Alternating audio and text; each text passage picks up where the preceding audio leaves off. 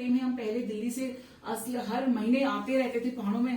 पिछले 2 साल से कोरोना चल रहा है, तो हाँ जी। कोरोना पर भी आप कुछ ऐसा कोई? हाँ, तो कोरोना पर ये है, देखिए हमारे देश में तो ये संस्कृति पहले से थी, घर में घुसे पांव धो के घुसे हैं, सर को जो है ढक के रखें महिलाएं, और जो है कहीं हाथ धोना, नमस्कार करना, ये तो पाश्चात्य जो सभ्यताएं आई कि हैंड शेकिंग और जो है उस सब से ये कोरोना ज्यादा फैला है। आप देखिए भारत का फिर भी जो है रिस्पांस जो रहा है वो दमदार रहा है। हमने बहुत हिम्मत से और दमदारी से इसका सामना किया है। तो कोरोना में ये है कि भाई testing screening is important, and उसके साथ में आपकी जो एहतियात के प्रिकॉशंस हैं उनको भी रखना जरूरी है। पर देखिए हेल्थ केयर जो प्रोफेशनल्स होते हैं वो तो वॉरियर्स होते हैं, तो उनको तो मैं ग्रेटर नोएडा में भी जब से पहले थी तो वहां मेरा एक हेल्थ केयर सेंटर था, आरोग्य की शाखा ग्रेटर नोएडा में थी, तो वहां भी तब मैंने अपनी सेवाएं दी हैं कोरोना के टाइम में।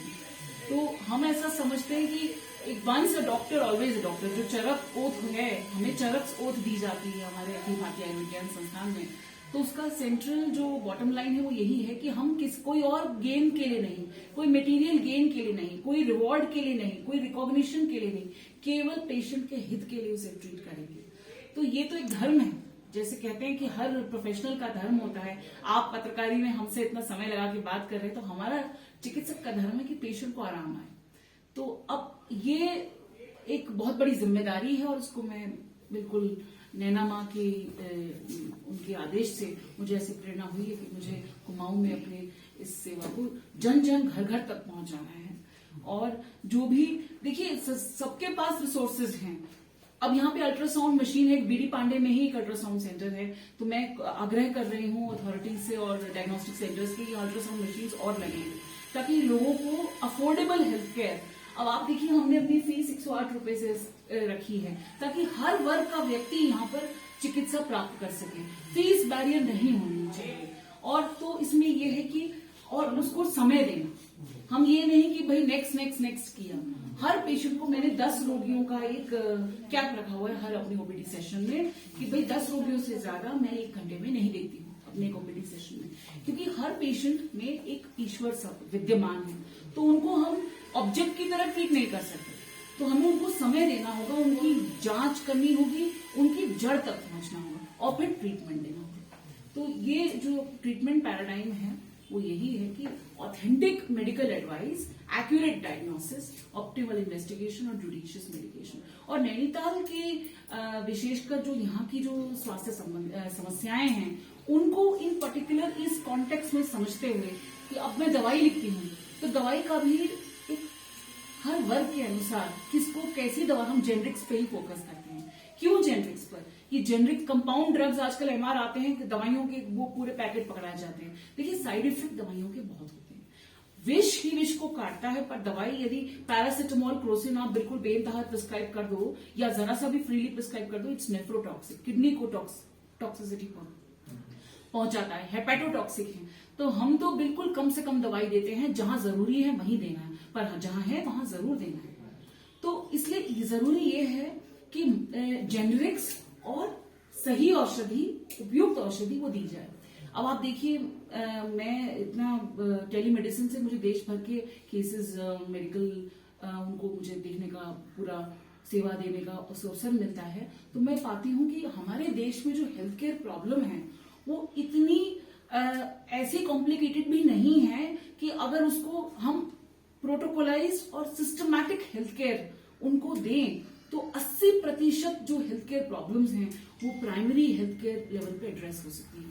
तो जिसे कहते हैं primary health care, secondary health care और टर्शरी हेल्थ केयर। एम्स जैसे जो संस्थान है वो टर्शरी हेल्थ केयर सेंटर्स हैं कि जब सब डॉक्टर खड़े कर देते हैं हाथ। अभी हाल ही में मेरा एक केस था जहां दिल्ली की स्कूल की प्रिंसिपल हैं और उनका 10 साल का उनका बच्चा है, पेरेंट्स परेशान है, 6 डॉक्टरों को दिखा दिया, 20 दिन से बुखार नहीं उतर रहा, सारे टेस्ट करा दिए, सब नेगेटिव हैं। अब आप बताइए उनकी डायग्नोसिस अगर हो जाए, तो अभी मैं उनसे कल ही बात कर रही थी तो पता चला कि उनको कोविड हो गया था बच्चे को, और अगले ही दिन उन्होंने एक वैक्सीन लगवा ली बच्चे को।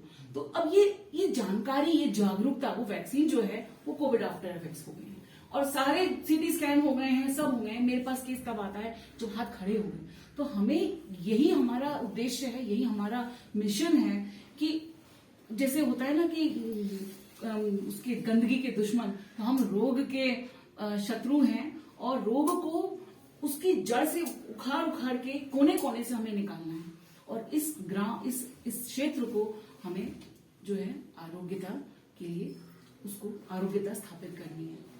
तो ये हमारा मिशन है और यही हमारा उद्देश्य है। शाखाएं हमारे यहाँ पे तो यहाँ तो ये हमने नैनीताल में पहली शाखा खोली है और अभी भी गांव में हम जाते हैं, कैंप्स करते हैं। तो ये हमारी विनम्र शुरुआत है। ये पहली नैनीताल, यहाँ नैनीताल कुमाऊं जिले में ये पहली गाँव है। के अलावा मुरादाबाद में है। गाँव। हमने आपको बताया ना, ग्रेटर नोएडा, मथुरा वृंदावन, डीग राजस्थान, रायपुर मुरादाबाद डिस्ट्रिक्ट, यहाँ सब हमारी शाखाएं हैं।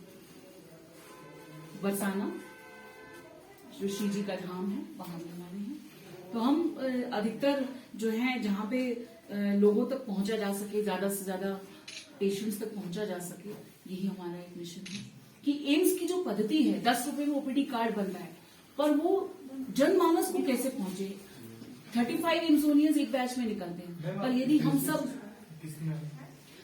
तो आई एम अ फिजिशियन, मैं फैमिली फिजिशियन कहती हूँ अपने आप को। और फैमिली फिजिशियन में हम सारी स्पेशलिटीज देखते हैं।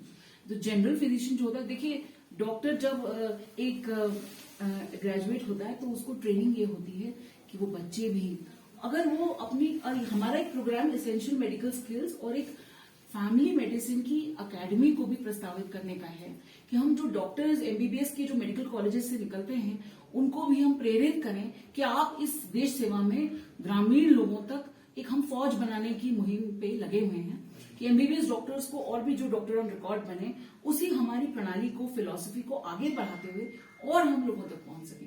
और एसेंशियल मेडिकल स्किल्स का भी कार्यक्रम हम संचालित करने का हमारा विचार है, जिसको हम शीघ्र ही यहाँ पे अपना स्टार्ट करेंगे, जिसमें कि जो हेल्थ केयर एजुकेटर्स होते हैं, जिसे आप कहते हैं कि भाई जो एसेंशियल मेडिकल स्किल्स जो प्रचारक होते हैं गुड हेल्थ की, तो एक गली गली में हर एक सोसाइटी में हर एरिया में हमारे हेल्थ केयर जो एजुकेटर्स हैं वो पहुंच सकें, तो उनको जो बेसिक मेडिकल नॉलेज है वो दी जाए और एक जागरूकता पैदा की जाए, टेलीमेडिसिन कोऑर्डिनेटर्स बन सके वो और इसको एक राष्ट्रीय अभियान बना सकें। और हम तो आज टेक्नोलॉजी के माध्यम से विश्व भर से जुड़े हैं। मेरे को अमेरिका तक से केसेस आते हैं कि जो अपने जिनके बच्चे अमेरिका चले गए हैं, माता पिता वहां पहुंच गए हैं, इंडियंस जो हैं हमारे, और जो यहाँ पर उनके कोई रिलेटिव्स हैं, तो कैसे उनको ऑथेंटिक एडवाइस मिले। तो भारत तो एक विश्व जगत गुरु रहा है, हमारे विदेश में टैलेंट की तो कमी नहीं है। कितने सालों से सेवा दे रहे हैं? तो मैं 2005 में मेरी डिग्री मुझे प्राप्त हुई, ये याद रखें। तो 2005 से मैं लगातार अपनी इस भाव में मिशन पे लगी हुई हूँ किसी न किसी रूप में। और तो अपोलो में मैंने कई कॉर्पोरेट्स में और स्कूलों में अपनी सेवाएं दी। अपोलो इंद्रप्रस्थ जो सरकार यहाँ दिल्ली में है, वहां के माध्यम से मुझे यूथ तक पहुंचने का एक अवसर मिला। और हमारा देश की जो युवा पीढ़ी है उसको क्या समस्याएं हैं, देखिए मानसिक हेल्थ भी, मेंटल हेल्थ भी बहुत इम्पोर्टेंट डोमेन है कि आप किसी पेशेंट को एक अकेले उसकी तरह नहीं देखते, वो एक सोसाइटी का इंटीग्रल पार्ट है, उसकी फैमिली है, उसका वर्क है। तो वहां पे बहुत मेंटल हेल्थ प्रॉब्लम्स और सारी जो फिजिशियन की हमने पूरी वहां पे मतलब blood pressure, gallbladder stones और पूरा एक हमारा अपोलो हेल्थ केयर सेंटर होता था, उसके तहत बहुत सेवाएं दी हैं। और मेदांता में भी नरेश त्रेहान जी के साथ मुझे उनके मेडिसिटी में काम करने का अवसर मिला। और मैक्स हेल्थ केयर में तो विशेष कैंसर सेंटर में हमने सेवाएं दी हैं। सिटी में कोई कैंप लगाने की योजना आप लोग की रहेगी, क्योंकि जब आपने कदम रखा है नेपाल में, हाँ जी, तो नेपाल के हमारे जितने सराउंडिंग एरिया है, हाँ जी बिल्कुल। कैंप्स तो ये है कि अकेडमी रही आपकी, हाईकोर्ट रहा और स्कूल्स हैं यहाँ पर इतने। स्कूल के अलावा जैसे कोई श्रम एरिया है? हाँ जी गांव में तो हम कैंप लगाने का पूरा हमारा भाव है। मैं लगा भी चुकी हूँ, मैंने आपको बताया मुक्तेश्वर सरियाकोट तक हम गए थे। तो रानीखेत है, अल्मोड़ा है, भीमताल है, ये सब यहाँ पे। और पास के जो गांव हैं ग्रामीण, तो कल ही मेरे पास जो है, मैं भी हम तो स्टार्ट करें तो बात पहुंच जाती है। तो 20 किलोमीटर दूर से गांव से लोग आए। हाँ, वो भक्कर गांव जो है जहाँ से आए हैं, मंगोली, यहाँ बहुत सारे गांव हैं। पेशेंट्स को सबको जरूरत है कि भाई अब वो बुखार से ही पीड़ित हैं, आप बताइए, बेसिक एक 3 दिन से बुखार है और उनको छाती में कंजेशन है और उनको बेसिक यहाँ तो महीने हो जाता है, उन्हें बुखार आ रहा है, नॉर्मल चीज है, लेकिन उस चीज को कोई समझा नहीं। वो हमें देखिए, यही बात है कि इलेक्ट्रॉनिक हेल्थ रिकॉर्ड्स के माध्यम से हम उनकी डिजीज प्रोफाइल को भी एनालाइज करेंगे। Patient treatment at the onset at the incidence is one thing, but once the patient come, उसका पूरा ये आप समझ लीजिए कि हमने अपना मिशन समझ लिया है कि यहाँ के पूरे जो डिजीज प्रोफाइल है उसको एनालाइज करना, एपिडेमियोलॉजिकली उसको समझना और फिर सुझाव सरकार को भी पहुंचाएंगे हम कि भाई कैसे इसको और बेटर किया जाए। तो इसको हम एक पब्लिक प्राइवेट पार्टनरशिप करके वो हम उसको आगे बढ़ाना चाहेंगे। हमारा पूरा मिशन है कि इसको फर्स्ट प्रिंसिपल से इसको हैंडल किया जाए। और बिल्कुल, नैनीताल में कितने साल से रह रहे हैं? अरे हम तो मई में ही आए हैं, यही तो आपको पता है। हम पहाड़ों में आते रहते थे, पहले हम रानीबाग के पास अमृतपुर में रहते थे कुछ समय, उसके बाद फिर अभी मई में ही हम नैनीताल है। नैना माई ने हमें बिल्कुल आदेश दिया, प्रेरणा दी कि आप सेवा दें। आपके दिव्यांग जी हमारे संयोजक हैं, ब्रदर थापा जी हमारी नर्स हैं और संयोजिका हैं। आपने बहुत हमें आग्रह किया कि आप यहाँ पर एक फैसिलिटी जरूर बनाएं और एक फॉर्मल तरीके से पेशेंट्स को एक अच्छा एक सेवा का वो दें, प्रकल्प बनाएं। तो हमने अब नैनीताल में तो यहाँ देखिए सरकारी हॉस्पिटल है, उसके अलावा कुछ नहीं जी। है। सबसे ज़्यादा आपको बहुत दे रहे हैं, क्योंकि आपका कोई सिंगल क्लिनिक नहीं है, सिंगल एक हर जगह एक आयुर्वेदिक है, तो उनका पौवा भी हो, बुखार लगाओ, खुश रहो। नहीं, एक देखिए, मैं अभी रायपुर में जो मेरा पैतृक गांव है मुरादाबाद के पास, वहां पर हेपेटाइटिस सी का एक पूरा आप समझ लीजिए एपिडेमिक पकड़ा मैंने। पिछले 2018-19 में मैंने वहां कैंप किया जब कोविड जस्ट आने वाला था। 2020 में 23 सितंबर को मैंने वहां पे कैंप किया और वहां पे पाया गया कि 80% आबादी जो है पॉपुलेशन, वहां पे हेपेटाइटिस सी पकड़ा गया। और ये कैंप के माध्यम से फिर एनसीडीसी को अलर्ट किया गया। डॉक्टर संध्या काबरा वहां की जो नंबर 2 चीफ हैं, 2 दिन के अंदर 4 वैन्स आई और सारा पूरे उस गांव का तो है ही, आसपास के 4-5 गांव की भी स्क्रीनिंग हुई, ब्लड टेस्ट हुए, एचसीवी की पूरी जांच हुई। पता चला कि 80% population is affected. Pregnant women are affected with hepatitis. Hepatitis C आप समझते हैं कैंसर की तरह होता है, लिवर कैंसर। 2015 में अमेरिका से इसका इलाज आया है, पेटेंट मिला है, ड्रग्स अब मुहैया हुई है सरकार के पास, जीबी पंत में और दिल्ली में है। तो उनको अब नेक्स्ट हमारी तो माइलन और वाइट्रेस जैसी फार्मास्यूटिकल कंपनी से हमने बात करी कि भैया आप उनको ड्रग्स पहुंचाएं और गांव में जो है उनको मुहैया कराई जाए। कैसे उनको दिल्ली से या कहीं से 4,500 रुपए की किट मिलती है दवाई की, जो एक बार की होती है।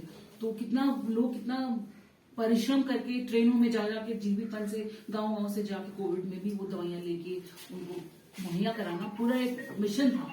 तो आप समझिए वो हेपेटाइटिस सी क्यों हो रहा था, वो नीडल्स रीयूज हो रही थी। अच्छा, जी, वहां पे कोई डॉक्टर्स की जो नीडल्स रीयूज कर रहे थे, जो होम जिम में बैठ जाते हैं, तो वो नीडल्स रीयूजेज के कारण पेरेंटल ट्रांसमिशन से हेपेटाइटिस सी हो रहा था। आप विश्वास नहीं करेंगे, इतना बड़ा एपिडेमिक हमने डायग्नोज किया, हमें हिदायत हुई आप जी अंडरग्राउंड हो जाइए। क्यों कि यहाँ पे तो पुलिस का माफिया का वो डंडा चलेगा, सारे क्वैक्स सब बंद करानी पड़ेगी। ये नीडल रीयूजेज कैसे होगी? हमारे एम्स में तो इतनी सख्त हमारी प्रोटोकॉलाइजेशन है कि इंसिनरेट होती है, जो कि नॉर्मल प्रोटोकॉल होता ही है। नीडल्स का काम बहुत एहतियात से करने का, ग्लव्स पहन के और उसको इंसिनरेट करके proper disposal, that is entirely department in itself. और वो न्यू यूजेज हो रही थी। तो मेरा कहने का प्राय ये है कि हमारे देश में आज भी ये मुझे खेद के साथ कहना पड़ रहा है कि मेडिकल प्रोफेशन बदनाम है। क्यों बदनाम है? मैल प्रैक्टिसेस के कारण, कि कहीं पे ओवर टेस्टिंग हो रही है, टेस्टों के ज्यादा लिखे जा रहे हैं, ओवर प्रोसीजर्स हो रहे हैं, सर्जरीज बिना मतलब लिखे जा रही हैं, और रीयूजेज ऑफ नीडल्स, ये मैल प्रैक्टिसेस हैं। और फिर आप ये देखिए कि स्टेरॉइड्स का जो प्रिस्क्रिप्शन है पीलिया में, आमतौर पे जो जिसको नॉलेज नहीं है, जो वैसे डॉक्टर्स हैं, मेरा हर चिकित्सक के लिए सम्मान है, पर दवा तो ऑथेंटिक होनी चाहिए ना, ट्रीटमेंट तो ऑथेंटिक होनी चाहिए। स्टेरॉइड्स देते हैं, वो कितना साइड इफेक्ट करते हैं बॉडी में, उसका अंदाजा है। पीलिया के नाम पर बिल्कुल मास, तो हम लोग की तो ट्रेनिंग ही इस बात पे हुई है कि हमें एथिकल प्रैक्टिसेस, जेनेरिक मेडिसिन, 2 रुपए की गोली लिखने का हमारा वो रहता है कि पेशेंट की जेब जो है वो कष्ट में है, वो पीड़ा में है, उसको आप महंगी डिजाइनर ड्रग्स लिख के क्यों और प्रचारित कर रहे हैं? तो देखिए, ये जो प्रोफेशन है ये एम्पैथी का प्रोफेशन है। इसमें एम्पैथी, एक इंसानियत, एक मानवता बहुत जरूरी है। बजाय इसके कि पेशेंट आया और आपने कहा चलो भाई ये आया है तो इससे ये करवा लो, वो करवा लो, कि एडमिशन करा दो आईसीयू में और ये करा दो। This is not ethical practices. हमारे ट्रेनिंग में, इंस्टीट्यूट में हमें तो बहुत इस पर गोल पे फोकस किया जाता है कि पेशेंट को आप दवा तक लिख रहे हैं, जो आपको पूरा एंड पॉइंट तक सोचना पड़ेगा कि पेशेंट को जो दवा लिखी जा रही है उसको कितने पैसे का ट्रीटमेंट पड़ेगा। तो ये हमारा एक मिशन है कि भाई कि हमें जो अब गोली लिख रहे हैं, मान लीजिए एसिडिटी की है, कोई किसी को एसिडिटी है तो आपने उनको 75 रुपए की गोली ली थी, पेशेंट अफोर्ड कर पाएगा? उसका बजट कितना है हेल्थ केयर का, ये सब आपको सोचना पड़ेगा। तो हमारी रूरल इंटर्नशिप में हम वेरियस पीएचसीज में सब जगह हमारी पोस्टिंग होती थी, तो इसी बात पे हमारी ट्रेनिंग बहुत गहरे से ड्रिलिंग हुई है। तो इसको तो हम समझते हैं। चलिए ठीक है, हमारी शुभकामनाएं। बहुत बहुत धन्यवाद, आप आए और आपने समय निकाला। रोजाना आप तो लंबे समय से काम कर रहे हैं, इस कुछ सालों में किस तरीके की बीमारियां ज्यादा आ रही हैं? देखिए, बीमारियां अगर मैं कहूं तो दो प्रकार की ज्यादा हैं। एक तो लाइफस्टाइल डिसऑर्डर्स जिसे कहते हैं, diabetes, uric acid, blood pressure. ये अगेन यहीं पे आता है हमारा आहार, विहार और विचार। तो लाइफस्टाइल डिसऑर्डर्स बहुत ज्यादा बढ़ गए हैं क्योंकि घर में भी महिलाएं जो हैं वो घर का काम करने में भी संकोच मानती हैं। तो ये हमारे देश में जो एक चल गया है कि भाई जो फिजिकल एक्टिविटी और आहार संतुलित होना, तो इन सब बातों का हमारे हेल्थ पे प्रभाव पड़ता है, लाइफस्टाइल डिसऑर्डर्स। और उसके साथ में जो ये हॉस्पिटल और ये जो इन्फेक्शियस डिजीजेज हैं जिसके लिए व्यक्ति को बहुत टेस्ट कराने पड़ते हैं, तो ये तो है ही। इन्फेक्शियस डिजीजेस तो हमेशा से ही रहे हैं, पर लाइफस्टाइल डिसऑर्डर्स विशेषकर बढ़ गए।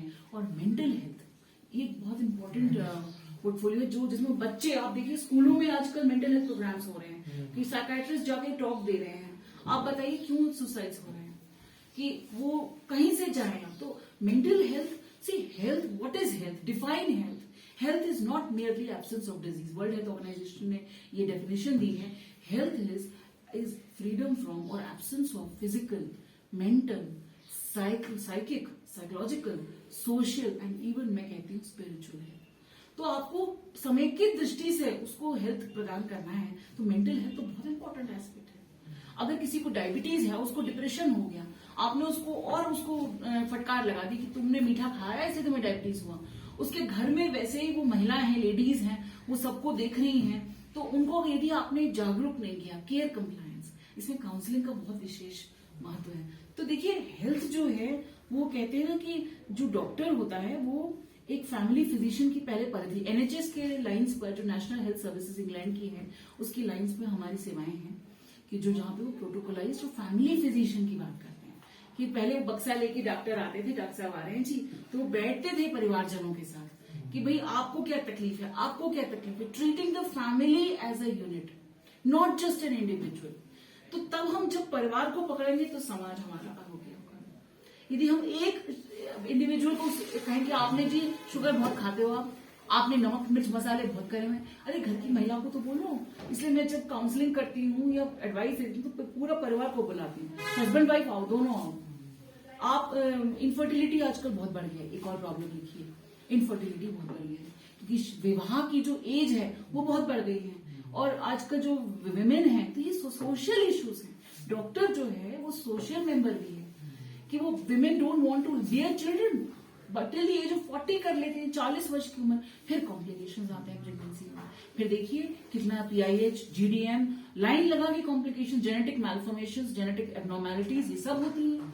तो वो झेलना किसको पड़ता है? मेडिकल प्रोफेशन को और पेशेंट को, दोनों को झेलना पड़ता है। और फिर जो संतान होती है उसमें तकलीफ है, तो ये फिर लाइफ टाइम एक वो हो जाती है। तो right time of marriage, right time of pregnancy और पेरेंटिंग पर भी जोर देना, तो ये एक होलिस्टिक पूरा फील्ड है कि जिसको हमें ऐसे एड्रेस करना। तो ये हमारा जो भाव है वो बिल्कुल यही है। आप थोड़ा चाय पानी लेके जाए, हमने पूरी व्यवस्था